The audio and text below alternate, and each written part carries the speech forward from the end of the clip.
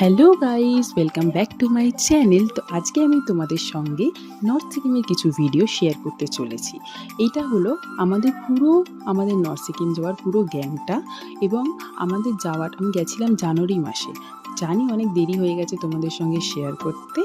তো এখানে আমি রাত্রির 8টা বাজে, তখন আমরা সবাই শিয়ালদা স্টেশনে মিট করে নিয়েছি।